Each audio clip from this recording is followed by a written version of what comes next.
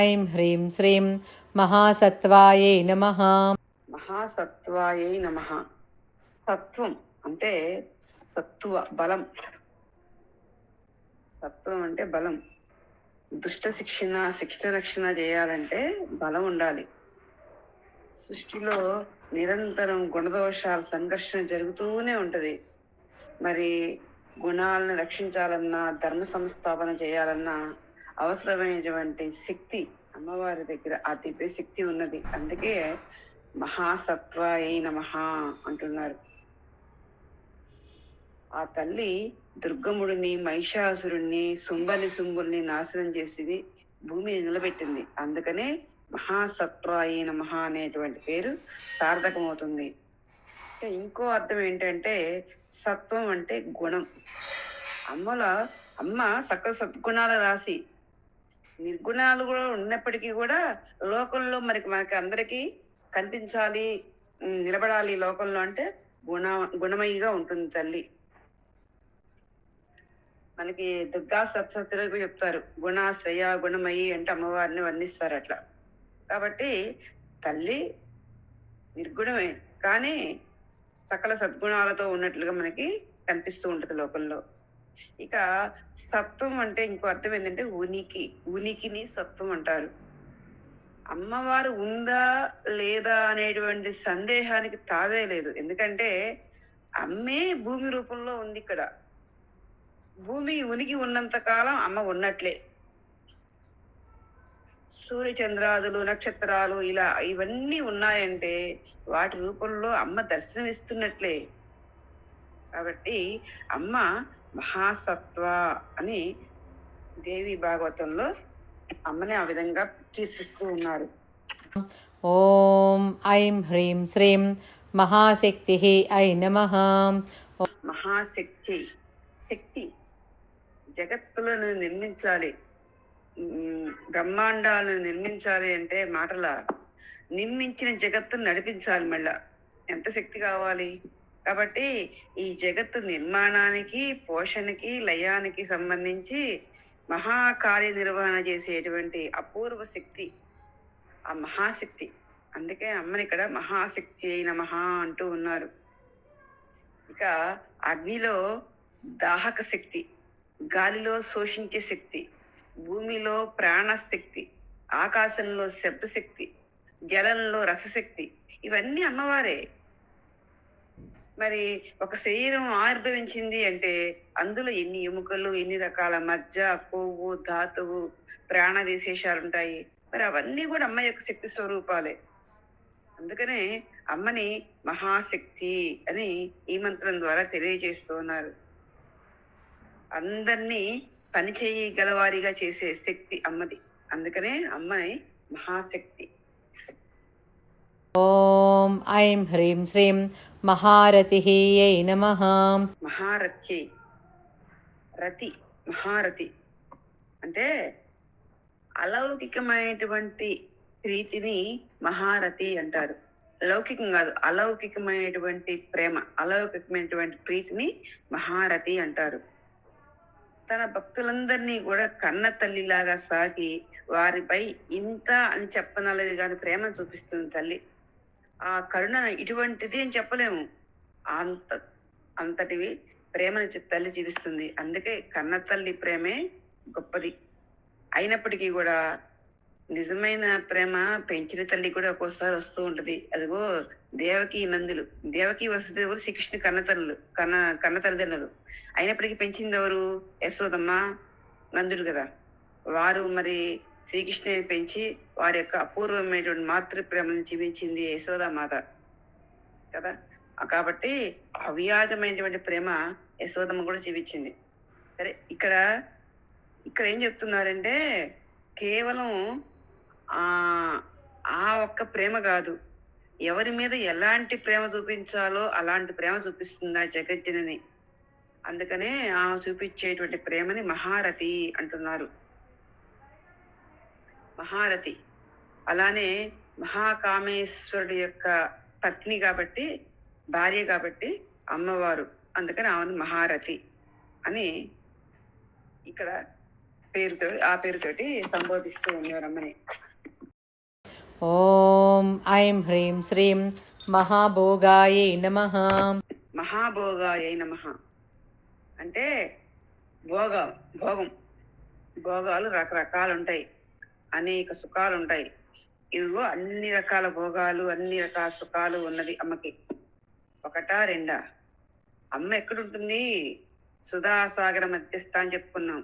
అమృత సముద్రంలో మధ్యలో ఉన్నటువంటి మణిదీపంలో, మరి మణిదీపంలో 18 లోహమయ ప్రాకారాలు ఉన్నాయి. అవన్నీ కూడా ప్రకృతి శోభతోటి విలసిల్లుతూ ఉంటాయి. అక్కడ మరి వసంతాది ఋతువులు వారి భార్యలు అమ్మవారి సేవలో ఉంటారు. ఇదిగో ఇంత అని చెప్పనలవి కాదు. ఆ భోగాలు, అమ్మవారి యొక్క భోగాలు వర్ణించడానికి కష్టం. అమ్మవారు వేసుకునే తాంబూలం అపూర్వం. అమ్మవారు కట్టిన వస్త్రాలు, కూర్చునే ఆసనాలు, తిరిగే ప్రదేశాలు, ఉద్యానవనాలు, మండపాలు, భవనాలు అన్ని అపూర్వాలే. ఆ తిరిగే అందుకే ఆ తల్లిని మహాభోగ అంటున్నారు. అంతేకాదు, ఆ తల్లిని ఎవరైతే అలా పూజిస్తారో, సేవిస్తారో, ఆరాధిస్తారో తన భక్తులకు కూడా అలాంటి భోగాలు అందిస్తుంది తల్లి. అందుకనే మహాభోగ అని చెప్తూ ఉన్నారు. ఆ తల్లి అనుగ్రహం వల్ల వచ్చే భోగాలు ఎట్లా ఉంటాయంటే తరగనవి, అపూర్వమైనటువంటివి అలాగా ఉంటాయి. ఆ తల్లి ఇచ్చేటువంటి వరాలు గాని, సంపద గాని, ఒక మూగవానికి వాక్కునిచ్చి అతని చేత మూక పంచసత్యం అని చెప్పిన ఒక గ్రంథాన్ని రాయించింది తల్లి. మరి ఇలా అమ్మవారి ఇచ్చేటువంటి సంపదలు ఎప్పటికీ తరగవు. ముక్తి సంపద ఇస్తుంది. ముక్తి సంపదిస్తే, ముక్తి సంపద అంటే మీకు తెలిసిందే, ముక్తి ఒకసారి వస్తే ఇంక పోయేది కాదు. అది అనంతమైన శాశ్వతమైనటువంటి ఆనందం కదా. మరి ఆ ముక్తి సంపదనే ఇచ్చేటువంటి తల్లి మహాభోగ. తను అంటే అనేక భోగాలు అనుభవిస్తున్నటువంటి తల్లి. ఓం ఐం హ్రీం శ్రీం మహేశ్వర్యాయే నమః. మహేశ్వర్యాయ నమః.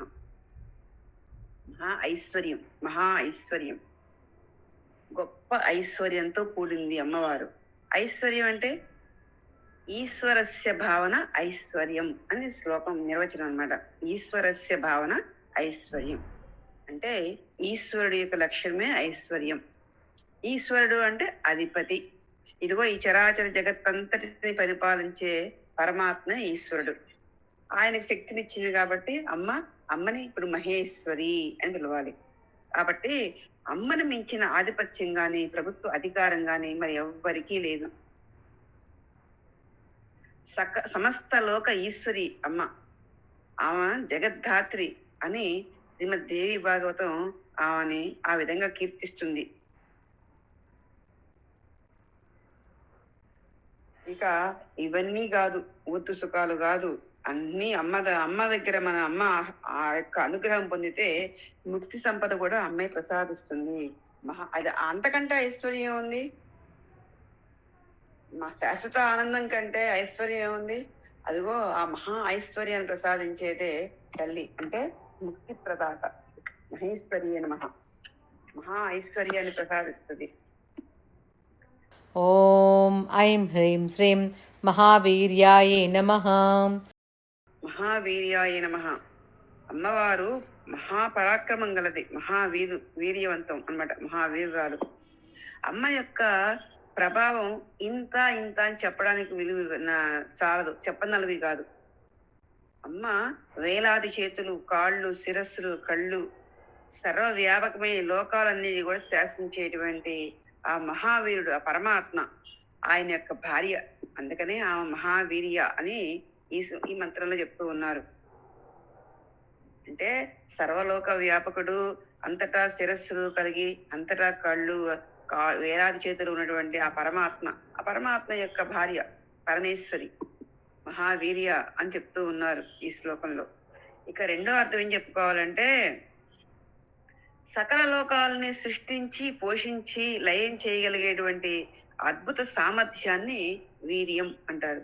మరి అమ్మకి ఆ సమర్థురాలు కాబట్టి సృష్టిలో మనకి ఎవరు లేరు అలాగా. అందుకని అమ్మని మహావీర్య అంటున్నారు. అంటే సృష్టి స్థితి లయ కార్యాలు సమర్థవంతంగా నిర్వహించగల వీరురాలు తల్లి అందుకనే మహావీర్య అంటున్నారు.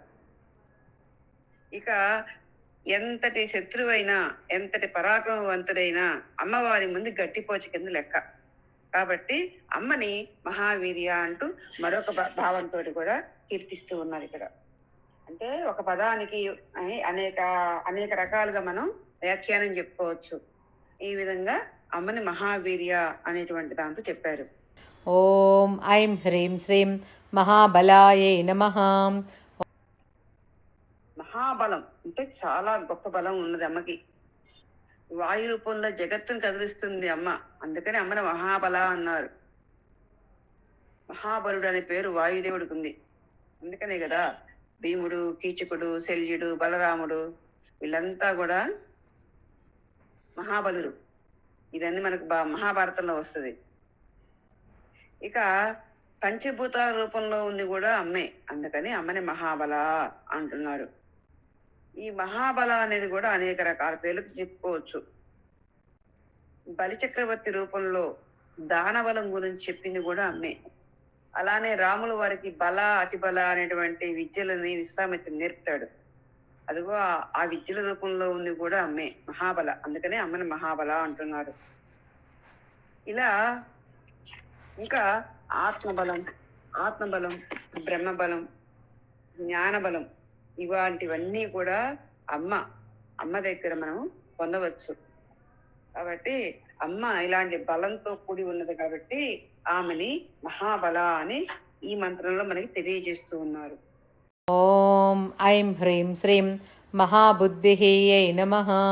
మహాబుద్ధి అంటే అద్భుతమైనటువంటి జ్ఞానము, తెలివి అమ్మ సొంతం. అసలు బుద్ధి అనే పదము అమ్మకి పర్యాయ పదం. బుద్ధి అనే పదము అమ్మకి మాత్రమే పర్యాయ పదం. అందుకే యాదేవి సర్వభూతేషు బుద్ధి రూపేణ సంస్థిత నమస్తస్సే నమస్తస్సే నమస్తస్సే నమో నమః అంటూ మనకి దుర్గా సప్తశతిలో వస్తుంది. అంటే సమస్త ప్రాణులలో ఉన్న బుద్ధి అమ్మవారే. కాబట్టి అమ్మని ఇక్కడ మహాబుద్ధి అంటూ కీర్తిస్తూ ఉన్నారు. మన బుద్ధిని లౌకిక పదార్థాలు, లౌకిక విజ్ఞానం వైపు కాకుండా అమ్మ మీద పెట్టాలి. ఈ బుద్ధిని అమ్మని తెలుసుకోవటానికి, అమ్మని ఆరాధించడానికి మనం ఈ బుద్ధిని ఉపయోగిస్తే అది అద్భుతమైన జ్ఞాన స్వరూపంగా మారుతుంది. ఆ తర్వాత మనమే అమ్మయ్య కూర్చుంటాం. అది కాబట్టి మనల్ని తనగా మార్చుకునేటువంటి అద్భుతమైనటువంటి బుద్ధి స్వరూపిణి అమ్మ. అందుకే ఆమెను మహాబుద్ధి అంటున్నారు. అద్భుతం. కాబట్టి అమ్మ మహాబుద్ధి. ఓం ఐం హ్రీం శ్రీం మహాసిద్ధ్యై నమః. మహాసిద్ధి, సిద్ధులు మనకు తెలుసు. అణిమాది అష్టసిద్ధులు అంటూ ఉంటాం. అమ్మవారు అణిమ, లగిమ, గరిమ, మహిమ, ఈసిత్వ, వసిత్వ, ప్రాప్తి, ప్రాకామ్య, ఇదిగో ఈ అష్టసిద్ధులు ఉన్నాయి అమ్మకి.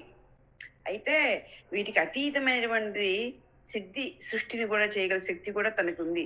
అందుకే అమ్మని మహాసిద్ధి అంటున్నారు. ఇవి అష్టసిద్ధులు, అణిమాది అష్టసిద్ధులు. వీటన్నిటికంటే కూడా అతీతమైనటువంటి గొప్ప సిద్ధి కూడా అమ్మ ఇవ్వగలదు. అందుకనే మహాసిద్ధ్యై నమః అంటున్నారు.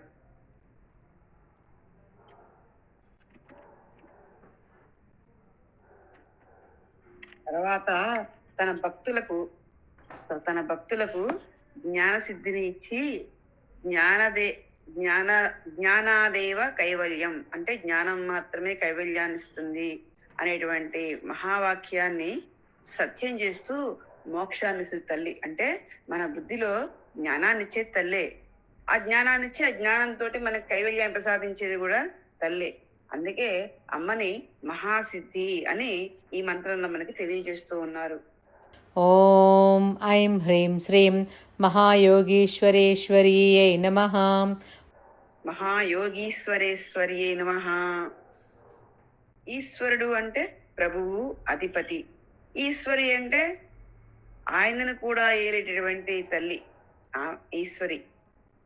అమ్మవారు మహాయోగేశ్వరులకు కూడా తానే అధీశ్వరి, నాయిక. అది అంటే యోగులైనటువంటి వాళ్ళందరికీ కూడా ఆధిపత్యం వహించేటువంటి తల్లి ఈశ్వరి అన్నమాట.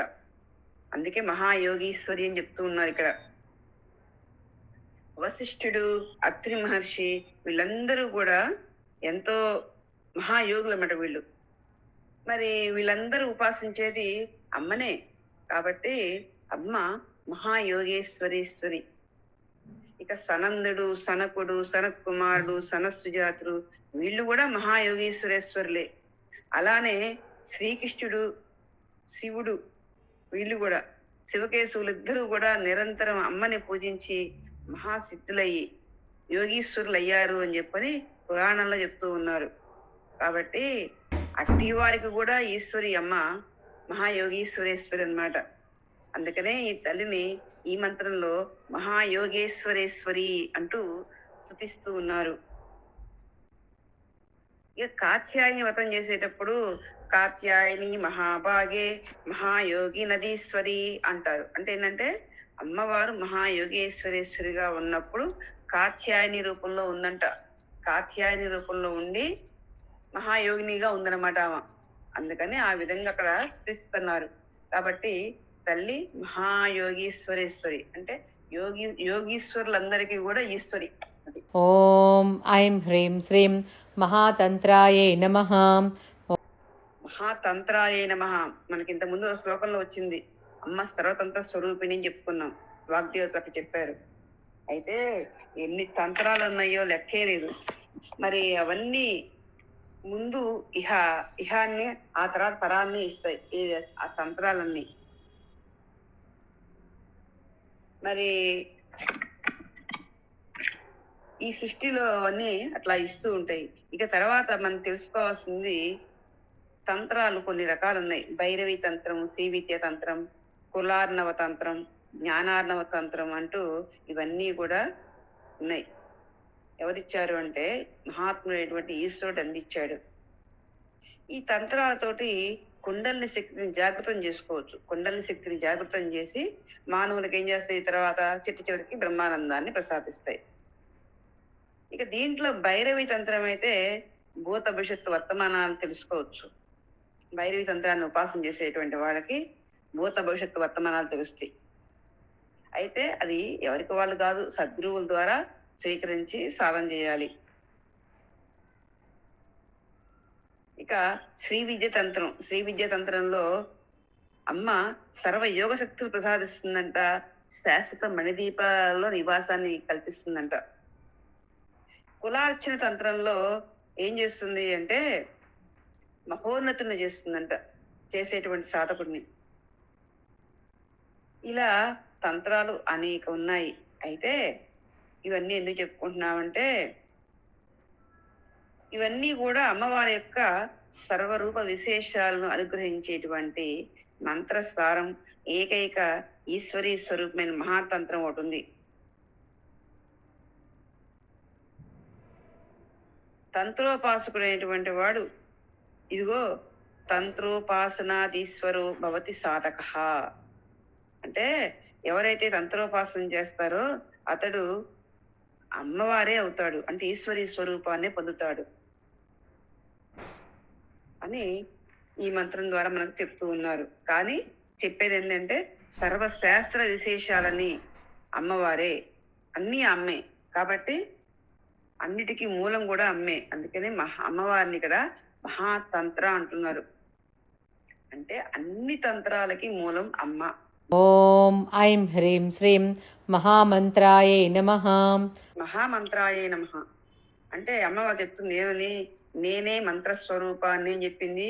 ఇంతకుముందు వస్తుంది ఒక మంత్రంలో వస్తుంది, 204వ మంత్రంలో వచ్చింది ఏమని, సర్వమంత్ర స్వరూపిణి అని వచ్చింది. అక్కడ వాగ్దేవతలు అమ్మని ఆ విధంగా కీర్తించారు. సర్వమంత్రాలు నేనే అని చెప్పారు అక్కడ అమ్మ. అంటే ఈ మంత్రంలో మహామంత్రాయే నమః అంటున్నారు. ఈ మహామంత్రాలు అంటే అర్థం ఏంటంటే 7 కోట్ల మంత్రాలు ఉన్నాయి. ఇవన్నీ కూడా సృజించింది అమ్మే. 7 కోట్ల మంత్రాలు ఉన్నాయి. ఆ మంత్రాల్లో మహామంత్రాలు కొన్ని మాత్రమే ఉన్నాయి, 8 ఉన్నాయి. మంత్రాలు 7 కోట్లు, 7 మంత్రాలు 8 చెప్తున్నారు. అన్ని మంత్రాలు మహామంత్రాలు అయితే మాత్రం 8. అవేంటంటే బాలా మంత్రం, బగళా మంత్రం, భైరవి మంత్రం, నకులేశ్వరి మంత్రం, నవార్ణవ మంత్రం, దుర్గా మంత్రం, పంచదశి మహామంత్రం, శ్రీ షోడశాక్షరి మంత్రం. ఇంకో ఈ 8 మహామంత్రాలు అని చెప్పని మంత్రశాస్త్రం పేర్కొంటూ ఉంది. ఇక ఈ 8 మంత్రాల్లో ఆ ఒక్కొక్క మంత్రానికి ఒక్కొక్క ఫలితం. బాలా మంత్రం చదివితే అమ్మ మన ఇంట పసిపిల్లలాగా తిరుగుతూ ఉంటదంట. సాధన చేసినటువంటి వాళ్ళు, అనుభూతి పొందినటువంటి వాళ్ళు మనకి పరిచయాల్లో కూడా ఉన్నారు. అట్లా ఉన్నారు. ఇక బగలా మంత్రం. బగలా మంత్రం, భైరవి మంత్రం, బగలా మంత్రం, నకులేశ్వరి మంత్రం అయితే కొంచెం కఠిన సాధనలతో ఉంటాయి. ఇవి సర్వ ప్రయోజన కారకాలు. కానీ వీటిని సాధన చేసే వారి జోలికి వారిని అమ్మ నాశనం చేస్తుందంట. అంత కఠినంగా ఉంటాయి అన్నమాట. ఇక నకులేశ్వరి మంత్రం అయితే శత్రు సంహారకారిణి ఆ మంత్రం. ఇలా అనేక మంత్రాలు చెప్పుకున్నాను. ఏది మహామంత్రాలు 8 చెప్పారు. దాంట్లో దుర్గా మంత్రం ఒకటి ఉంది. దుర్గా మంత్రం సర్వ సంపత్ప్రదం అంట. ఇక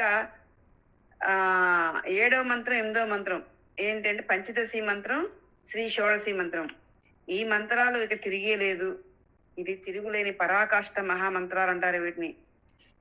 వీటి అనుష్ఠానం అంటే ఏంటంటే కోటి జన్మల మహాపుణ్య ఫలితంగా మనం ఈ మంత్రాలను అనుష్ఠించగల సామర్థ్యం వస్తుంది. అంటే ఈ మంత్రాలు మనం పొందాలి, సాధన చేయాలంటే కోటి జన్మల పుణ్యఫలం ఉండాలి. ఈ మంత్రాలు ఎవరైతే జపం చేసి సాధన చేస్తారో వాళ్ళు అమ్మవారే అయిపోతారు. కాబట్టి ఈ మంత్రాన్ని అమ్మను మహామంత్రగా పెట్టుకుంటూ ఉన్నారు. పంచదశి మహామంత్రం, షోడశాక్షరి మంత్రం సాక్షాత్తు అమ్మే. మనం చెప్పుకున్న మంత్ర రూపంలో అమ్మని ఆరాధించేటప్పుడు చెప్పుకున్నాం అక్కడ అమ్మ యొక్క రూపాన్ని. మరి ఆ మంత్ర సాధన చేసాము, ఆ బీజాక్ష పఠించామంటే అమ్మ దగ్గర ఉన్నట్టే, అమ్మతో ఉన్నట్టే, చివరికి అమ్మగానే అయిపోతాం. అంత శక్తివంతమైనటువంటి మంత్రాలు అవి. ఓం ఐం హ్రీం శ్రీం మహాయంత్రాయే నమః. మహాయంత్రాయే అంటే యంత్ర రూపం, గొప్ప గొప్ప యంత్రాల రూపంలో ఉండి కూడా అమ్మవారు యంత్ర రూపంగా దర్శనం కూడా ఇస్తూ ఉంటది. శ్రీచక్రం అంటేనే అమ్మవారికి మారు రూపం. ఆ యంత్ర రూపంలో ఉంది అమ్మే. శ్రీచక్రాన్ని ఏం చెప్తారంటే శివయోర్ వపుహు అనే ప్రమాణాన్ని బట్టి శ్రీ లలితా కామేశ్వరుల శరీరమే ఆ యంత్రం, శ్రీచక్రం. మరి ఇంతకంటే గొప్ప యంత్రం మరి ఇంకటి ఏం చెప్పండి. అందుకని అమ్మని మహాయంత్ర అంటూ ఈ మంత్రం ద్వారా తెలియజేస్తూ ఉన్నారు. ఓం ఐం హ్రీం శ్రీం మహాసనాయే నమః. మహాసనాయే నమః. ఆసనం మహాసనం, అమ్మవారు కూర్చునేటువంటి ఆసనం గురించి చెప్తున్నారు ఈ మంత్రంలో. గొప్ప ఆసనం మీద కూర్చుంటుందండి తల్లి. మనకి మొదట్లోనే వచ్చింది 3వ మంత్రం శ్రీమత్ సింహాసనేశ్వరి నమః అని వచ్చింది. సింహాసనం ఆసనంగా కలిగిందని చెప్పుకున్నాం అక్కడ అమ్మని. అంటే సకల శత్రువులు అంటే బాహ్య శత్రువులు, అంత శత్రువులను జయించిన వారు అమ్మ. అందుకనే అందు ప్రతీకగా సింహాసనం అని వాహన రూపంగా ఉన్నటువంటి దాన్ని కూర్చుంది అని చెప్పని సింహాసనేశ్వరి నమః అని చెప్పుకున్నాం అక్కడ మనం.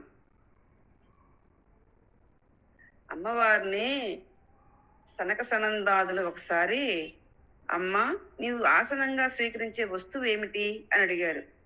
దానికి జవాబుగా అమ్మ అంటుంది, సర్వము మరిచి నన్నే దిక్కు అని నమ్మేటువంటి నా భక్తుల హృదయాలే నాకు నిజమైనటువంటి మహా ఆసనం అని చెప్తుంది తల్లి. వారి భక్తుల హృదయమే తల్లి యొక్క ఆసనం. పవిత్రమైనటువంటి తన భక్తుల హృదయ కమలమే తన ఆసనంగా స్వీకరిస్తుంది తల్లి. అందుకే అమ్మని ఇక్కడ మహాసన అని చెప్తూ ఉన్నారు. ఇక తర్వాత ఏం చెప్పుకోవాలంటే మన శరీరంలో 6 చక్రాలు ఉన్నాయి. మూలాధారము, స్వాధిష్టానము, మణిపూరకము, అనాహతము, విశుద్ధ, ఆజ్ఞా చక్రాలు.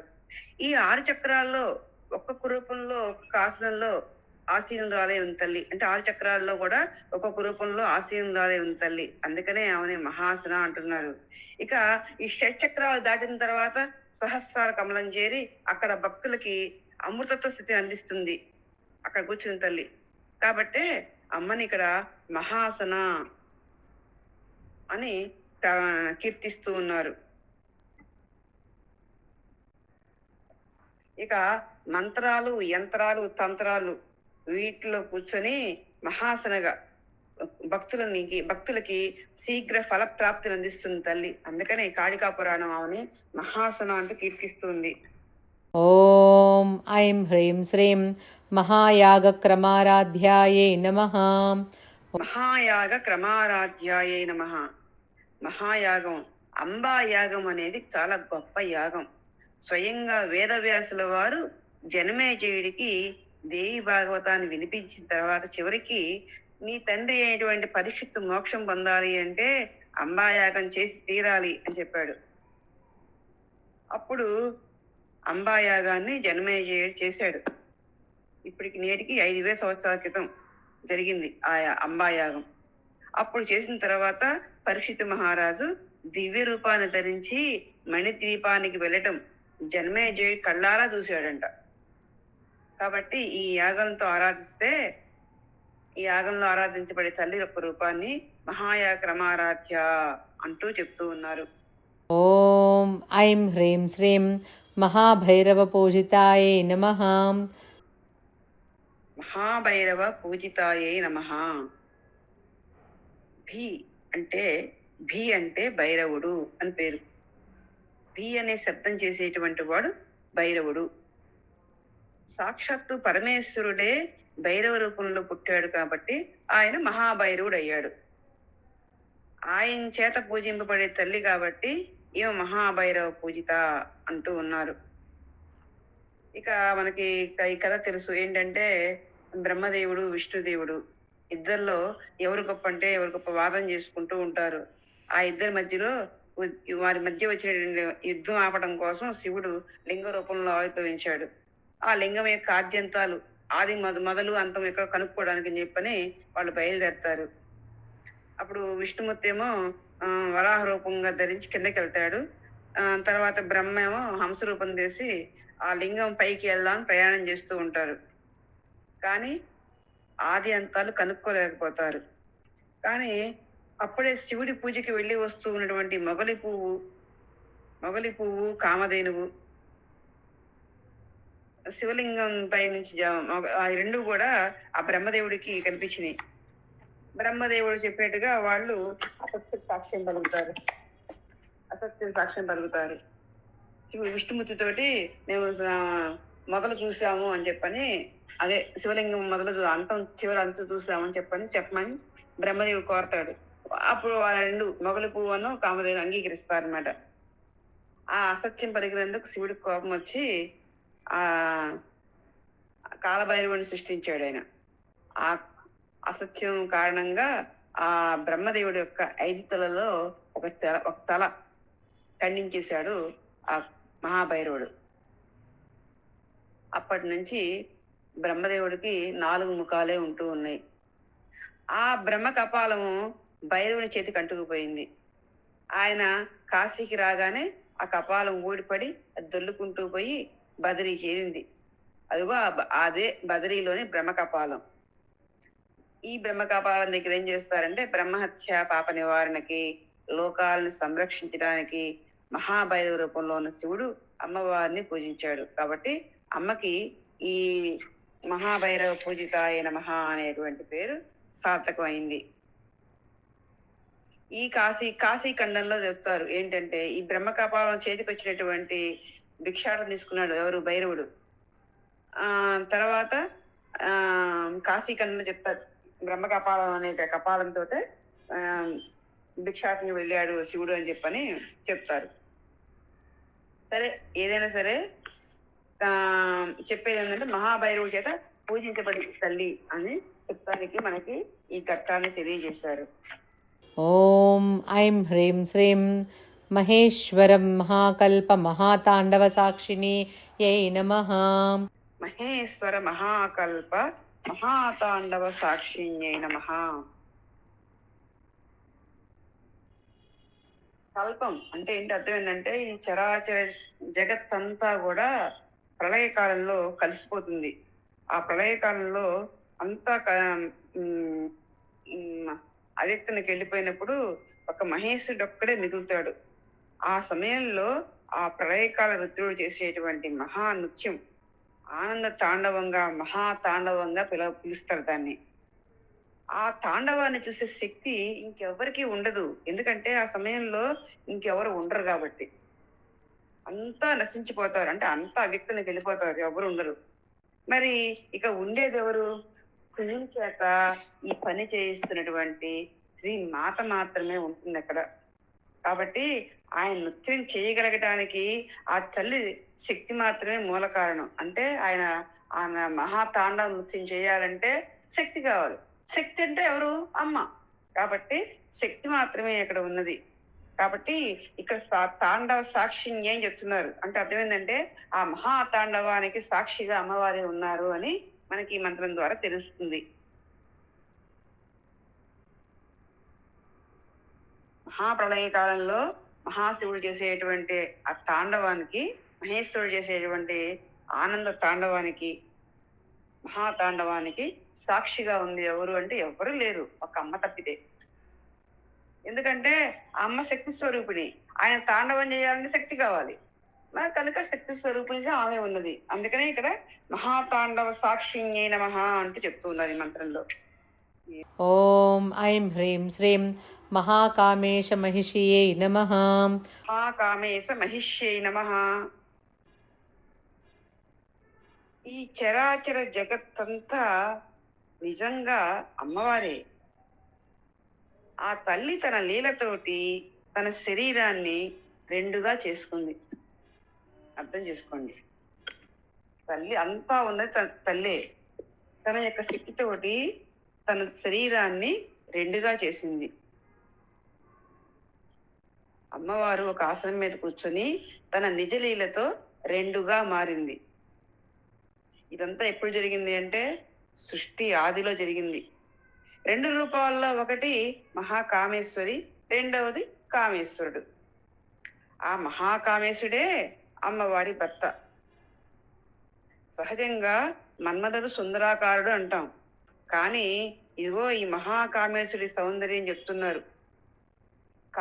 మన్మధుడి యొక్క సౌందర్యాన్ని కూడా మించిన సౌందర్యం అయింది. ఎవరిది? ఆ శివుడిది, మహాకామేశ్వరుడిది.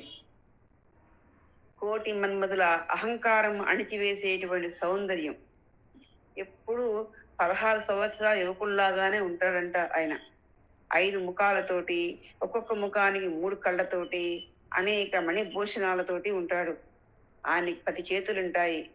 జింకను, అభయముద్రను, గండ్రగొడ్డలని, వరముద్రను, కోదండాన్ని కొన్ని చేతుల్లో ధరించి ఉంటాడు ఆ పరమ సుందరమూర్తి అయినటువంటి మహాకామేశుడు. ఆయనకి భార్య అమ్మవారు. కాబట్టి అమ్మని మహాకామేశ మహిషి అన్నారు. ఈ మహాకామేశుడు శుద్ధ స్ఫటిక సంకాసుడు, అంటే స్ఫటికంలాగా తెల్లగా ఉంటాడు. అమ్మవారు అరుణవర్ణం. ఫస్ట్ నుంచి చెప్పుకుంటున్నాం, అమ్మ అరుణవర్ణం.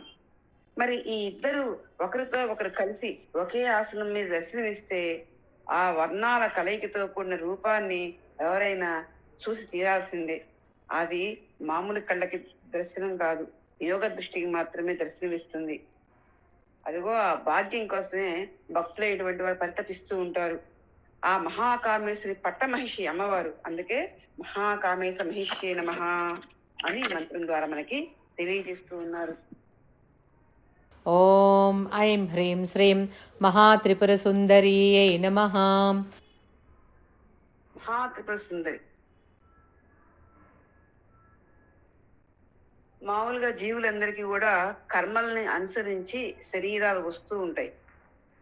మరి అమ్మకి, ఆమె కర్మాతీత కదూ, మరి ఆమెకి పవిత్రమైనటువంటి దివ్య సంకల్పంతో తనే శరీరాన్ని ధరిస్తుంది.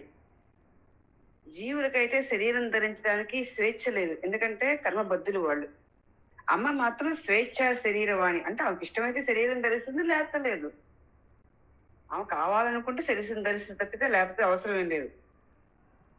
శరీరాలు మనకు తెలుసు, స్థూల శరీరము, సూక్ష్మ శరీరము, కారణ శరీరం అని.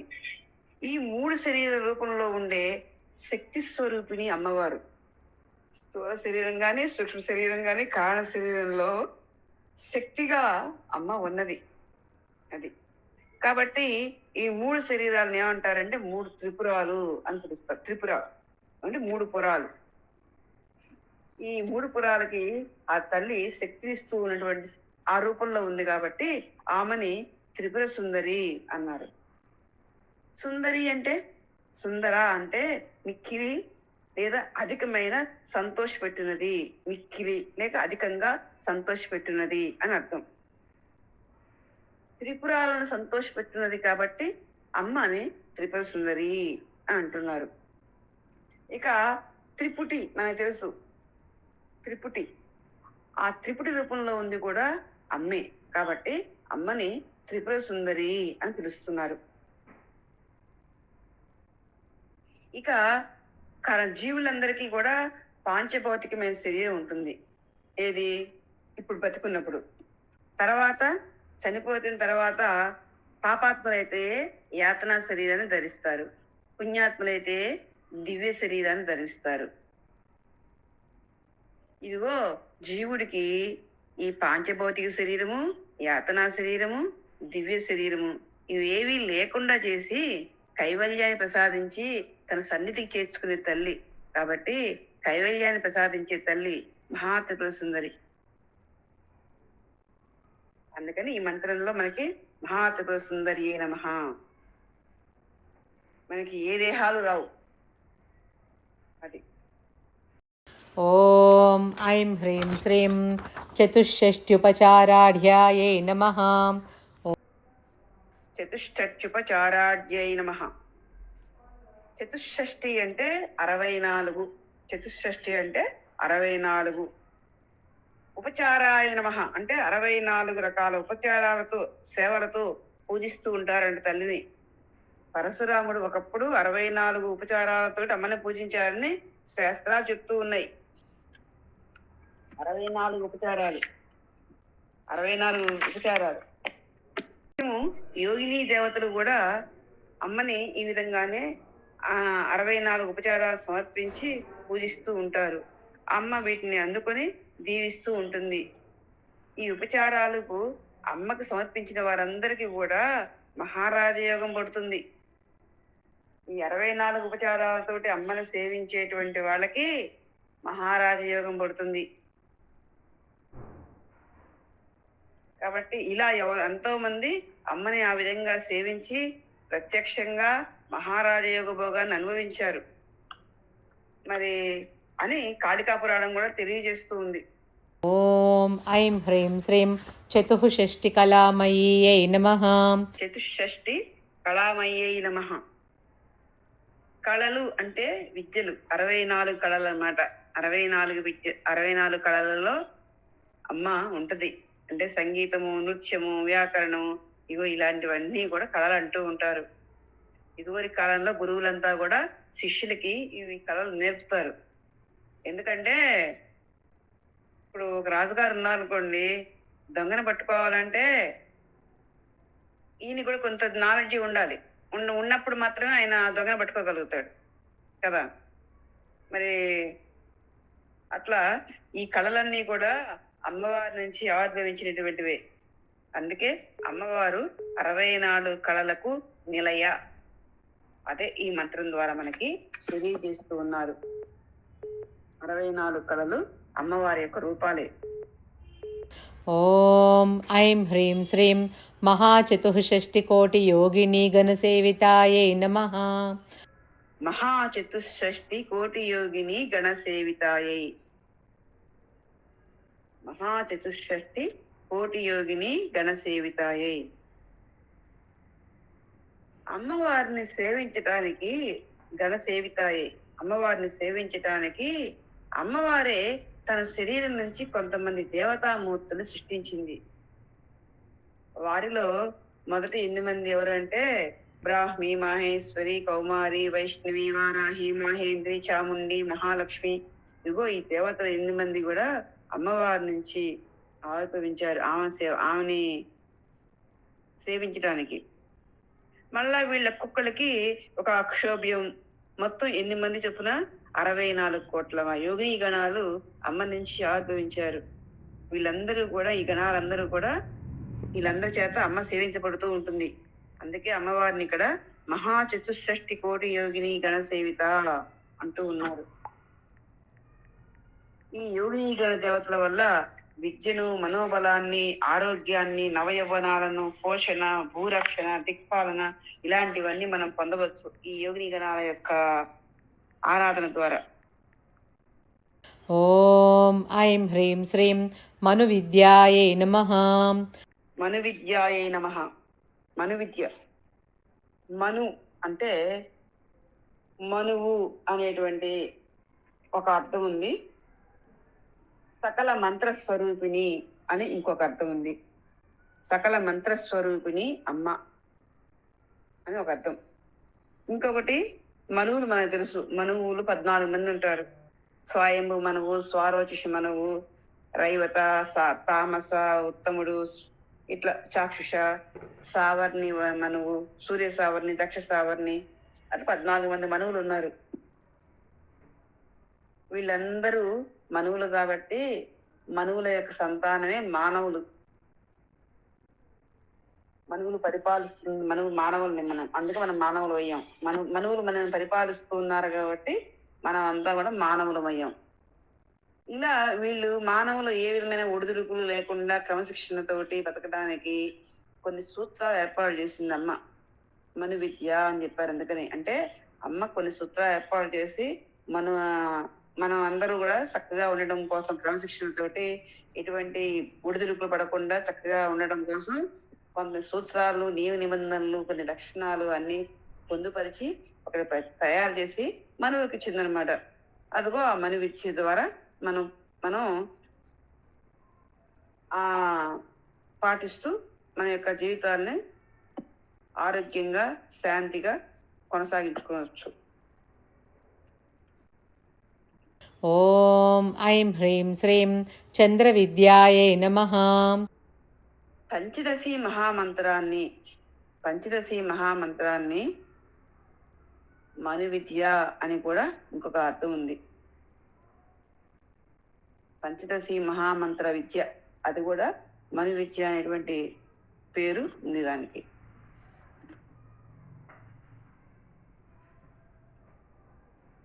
అంటే శ్రీ విద్యోపాసనలో ఆ విషయాలు తెలుసుకునేటప్పుడు ఆ విషయాల్లో ఒకటి మను విద్య. మరి శ్రీ విద్య అంటే పంచదశి అమ్మవారి విద్య, అమ్మ సంబంధించిందే కదా, కాబట్టి పంచదశి మహామంత్రం కూడా ఒక మను విద్య అనేటువంటి పేరుతో కీర్తించబడుతుంది అని మనకి ఇక్కడ చెప్తూ ఉన్నారు. చంద్ర విద్యాయ నమః. తన మనస్సు నుంచి అమ్మవారు చంద్రుని సృష్టించింది. అమ్మవారు తన మనస్సు నుంచి చంద్రుని సృష్టించింది. అందుకనే మనకి ఎక్కడో విన్నాం, ఏమని, చంద్రమా మనస్సు జాతః అని శృతులలో ఎక్కడో వస్తుంది. అంటే ఏంటంటే చంద్రుడు మనసు నుంచి వచ్చినటువంటి వాడు అని. అంటే అమ్మవారి యొక్క మనోవిద్య, తల్లి మనసు ఎటువంటిదో ఎవ్వరికీ తెలియకపోయినా ప్రేమేక తత్వం అనేది మాత్రం అందరికీ తెలుసు. ఎట్లాంటి మనసు తెలియకపోయినా ప్రేమమయ తత్వం అమ్మది అని చెప్పి అందరికీ తెలుసు. మరి ఆ మంత్రాన్ని అందరికీ కటాక్షించేటువంటి మాతృ విద్య అని ఇంకొక అర్థం.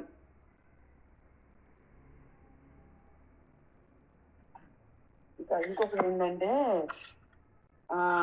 రెండవ అర్థం ఏం చెప్పుకోవాలంటే, సాక్షాత్తు శివుని యొక్క జటాజూటంలో ఆభరణంగా ఉన్నాడు చంద్రుడు. ఆ చంద్రుడు ఉపాసించే విద్య చంద్ర విద్య. చంద్రుడు తనకి కళంకం ఉంది ఏంటంటే ఆ క్షయ అనేటువంటి తొలగించుకోవడం కోసం. అంటే చంద్రుడు మొదటి 15 రోజులు పెరుగుతూ వస్తాడు, పౌర్ణమిలా ఉంటాడు. ఆ తర్వాత 15 రోజులు క్షయం అవుతూ ఉంటాడు. అట్లా ఉంటది కదా, ఆయన శాపం ఉంది కదా. అదిగో ఆ శాపం తొలగించుకోవడానికి సోమేశ్వర లింగాన్ని ప్రతిష్ఠించి పంచదశిని జపించాడంట చంద్రుడు. అందువల్ల పంచదశి మహామంత్రాన్ని చంద్ర విద్య అని కూడా అంటూ ఉంటారు. ఉపాసించిన అమ్మవారి మహామంత్రం గనక ఈ మంత్రాన్ని చంద్ర విద్య. ఓం ఐం హ్రీం శ్రీం చంద్రమండల మధ్యగాయే నమః. చంద్రమండల మధ్యగాయే నమః. చంద్రమండలాన్ని శ్రీచక్రం అంటారు. అంటే చంద్రమండలం మధ్యలో అమ్మవారు నివసిస్తూ ఉంటుంది. అందుకే పౌర్ణమి నాటి రోజున చంద్రుడు పరిపూర్ణంగా కనిపిస్తూ ఉంటాడు. అందుకనే ఆ చంద్రమండలంలో తల్లి ఉన్నది అని భావిస్తూ చంద్రుడికి నైవేద్యం పూజ పూజ నిర్వహించి చంద్రుడి దగ్గర పాలు పెట్టి ఆ పాలు స్వీకరిస్తూ ఉంటారు. ఎందుకు? అదిగో ఆ చంద్రుడిలో అమ్మవారే ఉన్నది, అమ్మవారికే మేము సమర్పిస్తున్నాం అంటూ ఉమ్ ఆరాధనలో ఇదొక మార్గం. ఇది ఏదో విధంగా అన్నట్లుగా అంటే పలు విధాలుగా అమ్మని కీర్తించవచ్చు, ఆరాధించవచ్చు, అర్చించవచ్చు. అర్చనలో, ఆరాధనలో ఇదొకటి. ఇక చంద్రమండలంలో అమ్మ ఉంటుంది కాబట్టి అదిగో అందుకని ఇక్కడ చంద్రమండల మధ్యగాయ నమః అంటూ ఉన్నారు. చంద్రుడు మనస్సును నడిపేటటువంటి వాడు, చల్లని వాడు. అమ్మవారు చంద్రమండల మధ్యగా అంటే మన మనస్సుని సరైన మార్గంలో నడుపుతూ అందరినీ చల్లగా చూస్తుంది అని మనం అర్థం చేసుకోవాలి. ఇక సహస్రార కమలం ఎక్కడ ఉంటుంది? మన శిరస్సు పై భాగంలో షట్చక్రాల పైన ఉంటుంది. ఇదిగో ఆ సహస్రార కమలంలోని కర్ణిక అంటే ఆ తామర పువ్వు మధ్యలో దుద్దు ఉంటది, అంటే ఒక మధ్యలో ప్రాంతం ఉంటది. అది అమ్మవారి యొక్క నివాస స్థానం. అక్కడి నుంచి అమృతాన్ని అమ్మవారు ప్రవేశిస్తూ ఉంటుంది, స్రవిస్తూ ఉంటుంది అమ్మ. అక్కడ నుంచి అమృతాన్ని అమ్మ ఆ ఇస్తూ ఉంటది అనమాట. అక్కడి నుంచి మరి ఆ అమ్మవారు పునర్జన్మలైనటువంటి అమృతత్వాన్ని సహస్రాల నుంచి సాధకులకు అందిస్తూ ఉంటుంది. అటువంటి స్థితిలో ఉండే అమ్మవారి యొక్క దివ్య రూపాన్ని చంద్రమండల మధ్యగా అంటారు అని మంత్రశాస్త్రం చెప్తూ ఉంది. ఇక అమ్మవారిని ఐశ్వర్య రూపిణి, ఆనంద స్వరూపిణి, సర్వ ప్రాణ స్వరూపిణి, చిన్న చీమ మొదలుకొని బ్రహ్మాండం వరకు అంతా అమ్మవారే. పాలించేది, పాలింపబడేది అమ్మవారే.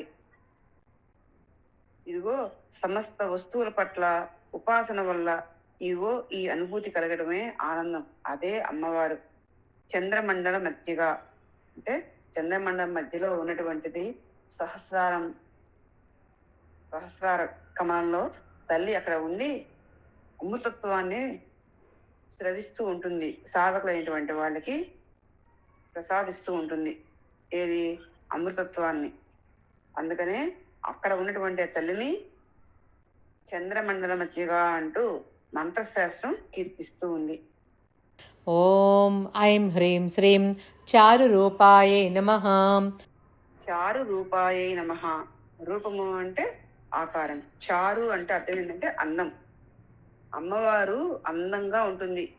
అది అపూర్వ లావణ్యం, అనన్య సౌందర్యం. అందువల్ల అమ్మవారిని చారు రూప అంటున్నారు. ఈ ప్రపంచంలోని అందమంతా ఒక కుప్పలాగా పోసి దానికి ఒక ఆకారాన్ని కల్పిస్తే వచ్చే పరమ సౌందర్యం అమ్మవారి కాలి గోటికి కూడా సరిరాదు. ఇంత సౌందర్యం అమ్మవారిది. ఎందుకంటే అమ్మ యొక్క సౌందర్యం అలౌకిక సౌందర్యం, లౌకిక సౌందర్యం కాదు. ఈ లౌకిక సౌందర్యము ఆ అలౌకిక సౌందర్యానికి ఏమాత్రం సరితూగదు. అందుకనే అమ్మవారిని చారు రూప అని మనకి తెలియజేస్తూ ఉన్నారు. ఎర్రని చీర ధరించి, ఎర్రని గంధం పూసుకొని, కోటాను కోట్ల మెరుపు తీగల కాంతితో ఆ తల్లి మెరిసిపోతూ ఉంది. ఆ తల్లి కళ్ళు ఎర్ర తామర రేకుల వలె ఉన్నాయి. ముఖం అందాల చందమామే, అందాల చందమామకే అసూయ కలిగేలాగా ఉంటుంది. ఎర్రని తామర గింజల లాంటి పలువరుస కలిగి ఉంటుంది తల్లి. కోటి మహాలక్ష్ముల కంటే కూడా ఆ తల్లి అధిక కాంతిగా ఉంటుంది. సూర్యబింబాన్ని తిరస్కరించే కాంతి, నవయౌవన కాంతి, సర్వ శృంగార వేషంతో చిరునవ్వులతో ప్రకాశిస్తున్న ముఖంతో దర్శనమిస్తుంది ఆ తల్లి. నవరసాలు ఆ తల్లి రూపంలోనే ఉన్నాయి. సమున్నతమైన వక్షస్థలంతో, వివిధ మణి ఖచ్చిత సువర్ణ ఆభరణాలతోటి, నవరత్న ఖచ్చిత కిరీటంతో అలరారేటువంటి ఆ శ్రీదేవి యొక్క సౌందర్యం నిరుపమానం. అనన్వయ అలంకారానికి ఉదాహరణగా అమ్మని పేర్కొనాలి. ఒక వస్తువుని ఇంకొక వస్తువుతో పోలిస్తే ఆ పోలుస్తూ గొప్పతనంగా చెప్తారు. అమ్మ యొక్క సౌందర్యం వర్ణించడానికి ఇంకొక వస్తువు లేదు పోల్చడానికి. అందుకే అమ్మవారి సౌందర్యం అమ్మవారి సౌందర్యమే. దానికి ఇంకోటి చెప్పడానికి అనన్వయ అలంకారం అంటారు. అంటే ఆమెది అన్వయించి చెప్పడానికి ఇంకోటి లేదు పోలిక చెప్పడానికి. అటువంటి అపూర్వ సౌందర్య రాశి అమ్మ. అందుకనే అమ్మని ఇక్కడ చారు రూప అంటూ కీర్తిస్తూ ఉన్నారు.